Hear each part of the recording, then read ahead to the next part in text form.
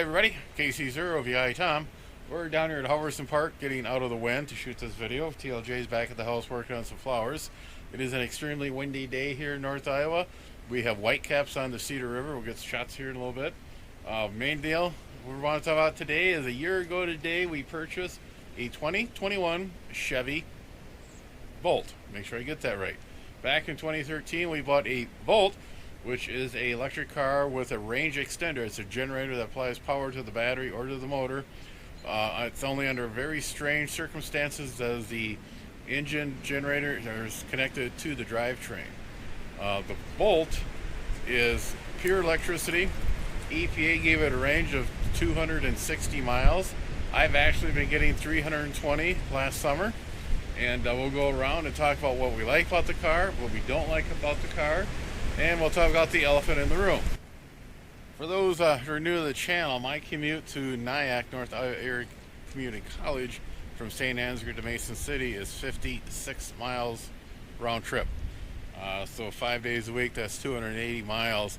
I actually retired from Nyack and I'm working for a company called SMG, Solution Management Group. We do the IT work for User Services Division or section of IT. So the car's been a good year of running back and forth. It's probably one of the best cars I've owned. I'm not paying for gas, but I'm paying for electricity, so it's not a free ride. Overall, the car's been real good in the snow. I was a little concerned about that. It does handle very good in the snow. We'll walk around here.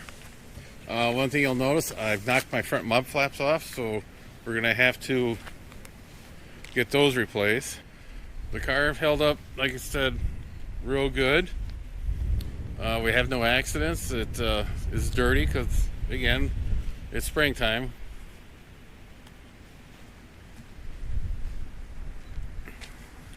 As you can see, I'll pan over here to the river. And we do have some whitecaps. That's how windy it is here. We have roughly 18,500 and some odd miles on the rig on her. It just turned over 500 miles when I was looking for a quiet spot to film this. It behaves real well. The only thing I've warned people is the one pedal drive, as a lot of the electric car people are calling it. Different manufacturers are using the same technology. When you go into one pedal drive, as soon as you let off on the accelerator, the electric motors turn into generators and it uses the drag from that to slow you down. You want to consider it like cruise control when you go to use it. Make sure the weather's real nice out, because if it's any bit of ice or snow on the road and you let off on the accelerator, it will actually start braking. It's like stomping your foot on the brake. And I was in a fairly good slide on a nicey morning. I never thought I would have to accelerate to get out of a skid. But as soon as you touch the accelerator, that switch it from regenerative to drive and allow the electric motors to freewheel, and now I was able to get out of the slide then. Made me pucker up. I mean, it was something that really caught my attention. So just a little caution if you're into one pedal drive. The reason you want to do one pedal drive is you can really extend your range, pulling a little bit of electricity out of your momentum. The idea is when you let up, just on the accelerator to slow down, those electric motors now turn into a generator, and they're using the drag of that to slow you down, and also putting a little bit of juice back into your battery.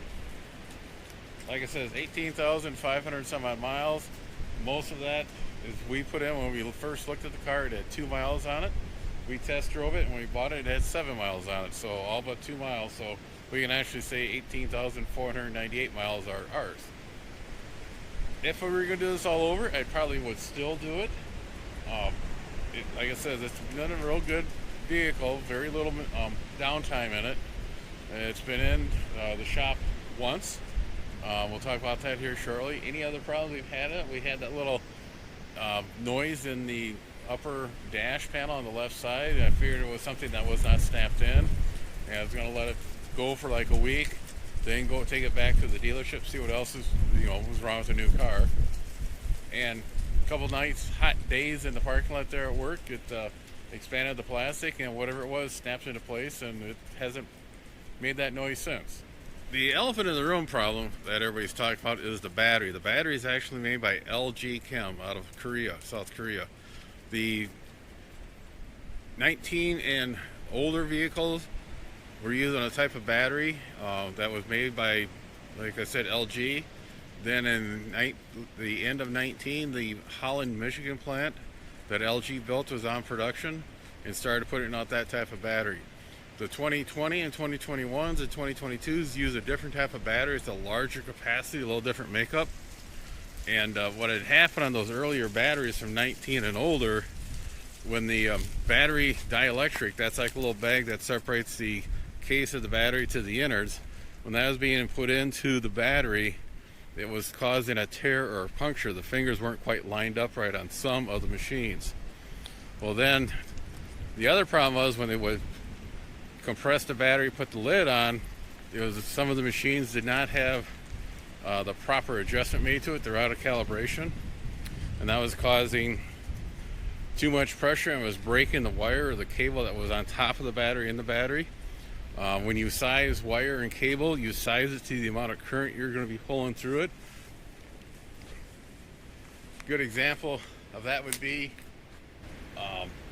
your light in your living room, we'll say, is probably 14 gauge wire. It can handle 15 amps. If something would happen to that wire and it broke part of that off, you still try to, you knocked it down to like 16 or 18 gauge. Now when you try to run that 15 amps through that wire, since it's smaller, it's going to overheat and get hot. And that's what was happening to these batteries. When you had both those conditions, then you had what they call a thermal runaway. Fancy name for a fire. Now this doesn't affect all the batteries. It was just a handful. It wasn't all the machines that were making the batteries. Like I said, it was just a couple out of their total assembly line.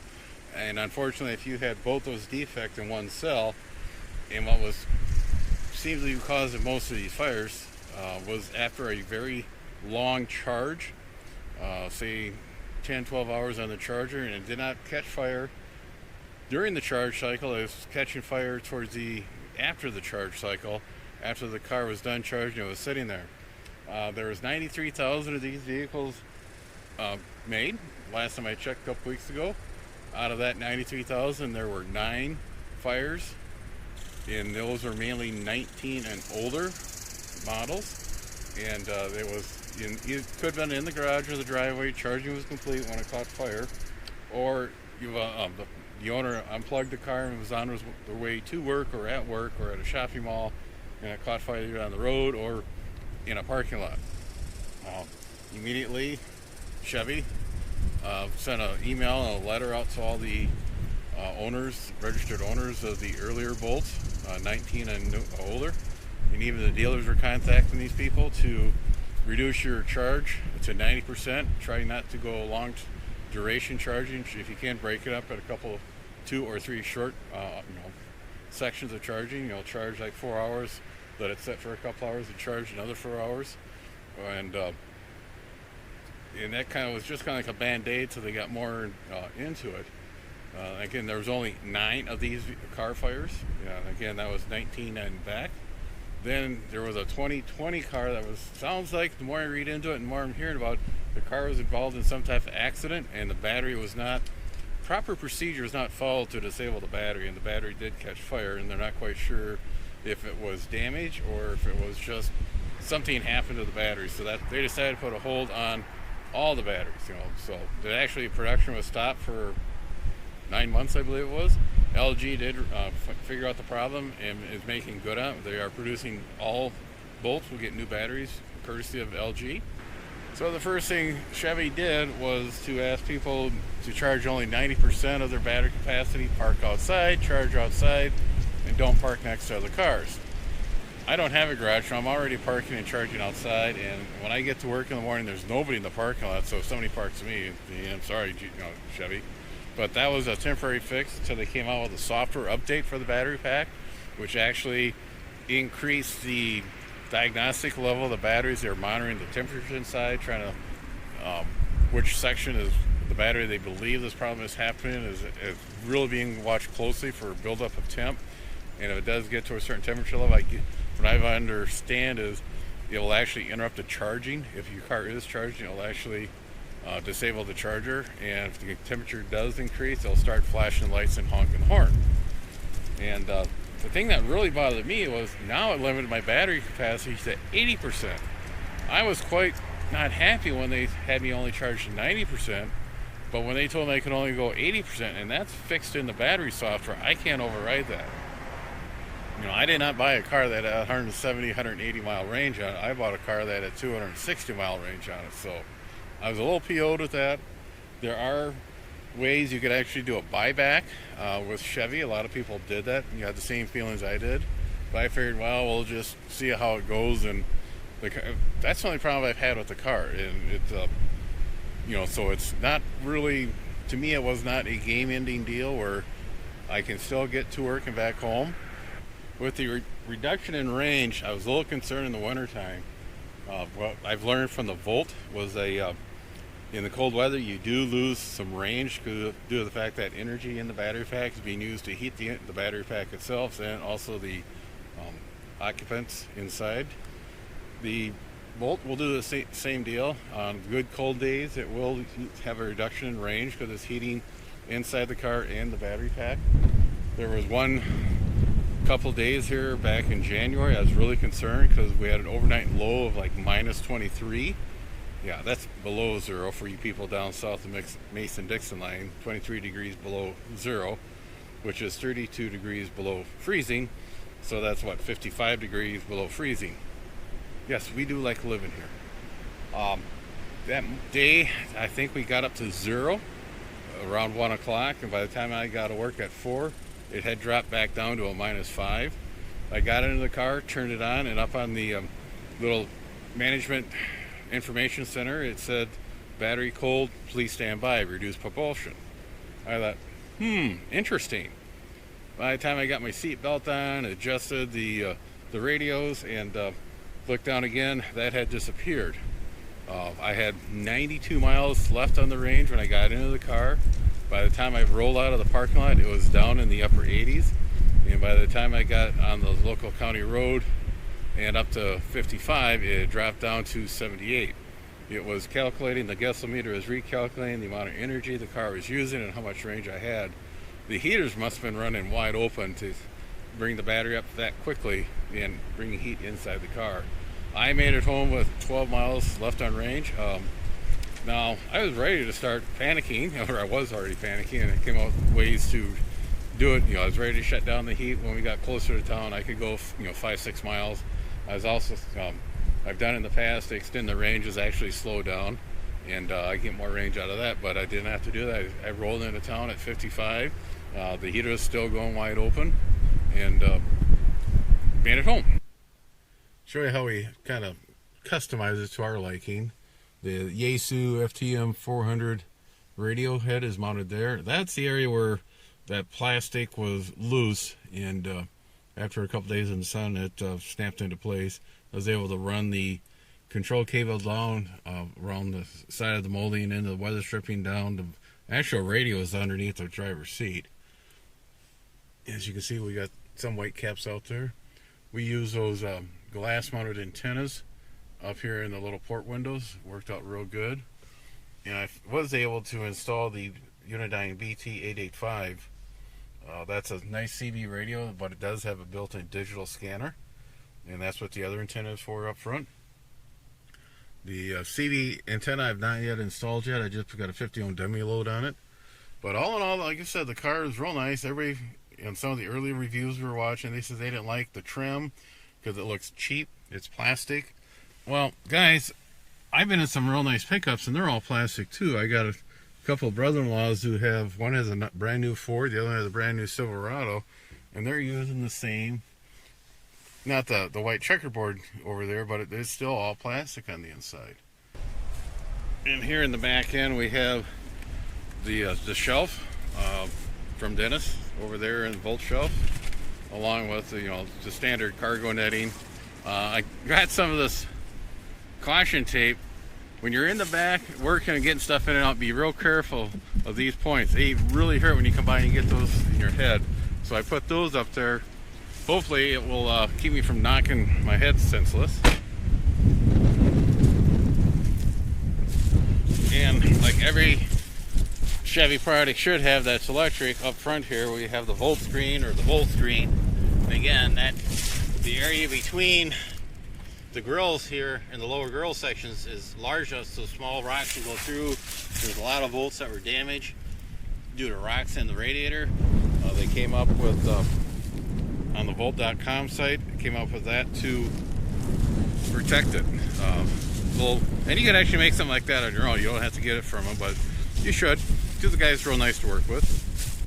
Had one interesting deal at the service center over we bought the Bolt. They also did some work on the Bolt, and I was a little concerned about the names being real close. And yep, sure enough, the day I went in to get the software upgrade on the Bolt, went in there, talked to the service writer, nice young gal. We're sitting there BS, and she goes, "Oh, how do you like that car? Electric, right? Yeah, it's real good. Okay, can I have the keys? I'll get to check with the tech Ben and see if he's ready for it."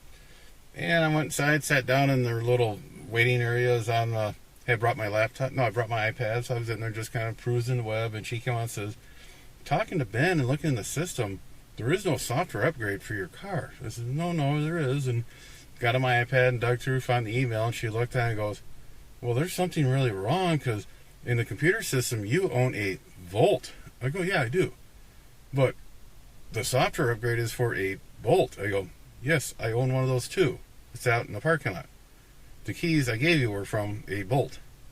And this poor gal just had a horrible look in her face where she was really confused, didn't quite understand it. Then it must have dawned on her that the cars sounded alike, and she kind of apologized and went back and talked to Ben and came back and said he'll get on it right away and sorry for the confusion. And she kind of looked at me and said, "Why would a company name two cars so close together?" I looked at her, I told her, "I'm just a customer. You think you're going to have to ask somebody who gets more money than me?" But we both had a good chuckle of that. On that, we'll close this one out. Like I said, we're real happy with the car. TLJ's been having fun driving around. The Volt got handed down to her. She's using that for some of her deliveries outside of town. Any large items are going out in the van. And she's even commenting how much fun it is to drive an electric vehicle, how fast the acceleration can be. And it doesn't cost that much. I mean, she understands now that the electricity is being put on top of the utility bill there at the house. But like I said, with the market of these starting to open up, with high gas prices, everybody's looking at buying these. And with the battery problem being resolved, and the being new batteries installed in units so to allow to be sold, and the production lines is up and running as of last week. And again, it's not for everybody. If you're a pickup guy, hold on. Ford has the Lightning. Chevy has the electric Silverado. I'd like to see more details on that before we start talking about how good those are or how bad those are. On that, 7-3 everybody. Try to stay out of the wind. Be sure to tell your friends, neighbors, other hams. Subscribe, hit that bell to get notification when new videos come out. Add comments below. 7-3 everybody. 3, 2, 3. Help me, Mr. Wizard.